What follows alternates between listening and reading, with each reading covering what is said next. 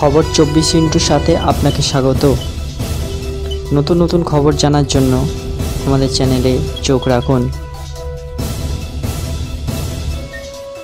লোকসভা নির্বাচনের প্রথম পর্বের ভোট গ্রহণের শুরুতেই বিক্ষিপ্ত হিংসার ঘটনা বাংলায়। আজ সকালে দিনহাটা 1 নম্বর বি ব্লকের তৃণমূল সভাপতি অনন্ত বর্মনকে মারধর করা হয় বলে অভিযোগ। ঘটনায় অভিযুক্তের তীর বিজেপির বিরুদ্ধে। বর্তমান দিনহাটা মহকুমা হাসপাতালে চিকিৎসাধীন আছেন তিনি।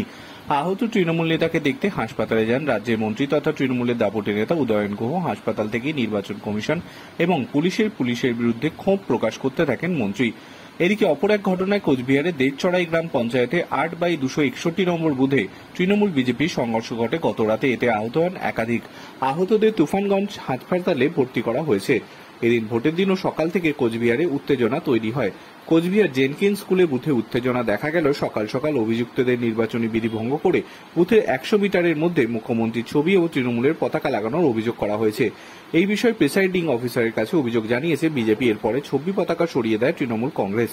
এদিকে কোচবিহারের তুফানগঞ্জে ত্রাণীদের অস্থায়ী নির্বাচনের কার্যালয় পুড়ে গিয়েছে বলে জানা যাচ্ছে। এই ঘটনায় অভিযোগের দিক আবার বিজেপির দিকেই উঠেছে। এমনিতেও আজ রাতে 100% বুথেই কেন্দ্রীয় বাহিনী মোতায়েন করা হয়েছে। কোচবিহারে 47টি, আলিপুরদুয়ারে 23টি, জলপাইগুড়িতে 13টি, শিলিগুড়িতে 3টি কুইক রেসপন্স টিম রাখা হয়েছে। এছাড়া 3টি কেন্দ্রে রাজ্য পুলিশের মোট 12,310 জন কর্মীকে নিযুক্ত করেছে কমিশন। এদিন ভোটের 3 দিন জেলায় অবাধ নির্বাচন এবং নিরাপত্তা বজায় রাখতে পর্যবেক্ষকও নিয়োগ করেছে নির্বাচন কমিশন। বুথে বুথে ভোট গ্রহণ প্রক্রিয়ায় ওয়েব কাস্টিং হবে। কলকাতায় কন্ট্রোল রুমে বসে তার উপর নজর রাখবেন কমিশনের আধিকারিকেরা। রিপোর্ট অনুযায়ী কোচবিহারে সাধারণ পর্যবেক্ষক হলেন আইএএস রবিকুমার সুরপুর। এছাড়াও জলপাইগুড়িতে আইএএস সুধা মোহন সমল এবং আলিপুরদুয়ারে এসএস পাটিল, শালাগৌদা, শিবগৌদাকে সাধারণ পর্যবেক্ষক হিসেবে নিয়োগ করা হয়েছে। কোচবিহারে পুলিশ পর্যবেক্ষক হিসেবে থাকছেন আইপিএস কুমার বিশ্বজিৎ। আলিপুরদুয়ারে পুলিশ পর্যবেক্ষক আইপিএস পুনিত রাস্তগি এবং জলপাইগুড়ির পুলিশ পর্যবেক্ষক আইপিএস সিএস রাও। পাশাপাশি 700 জন মাইক্রো অবজারভারও থাকবেন এই 3 কেন্দ্রে। এদিন আজ সকালেই মাথাভাঙায় কেন্দ্রীয় বাহিনীর জওয়ানের অস্বাভাবিক মৃত্যু হয়।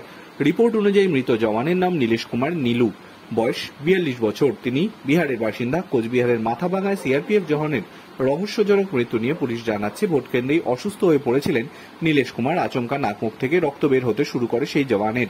পরে তাকে মাথাভাঙা হাসপাতালে নিয়ে যাওয়া হয়।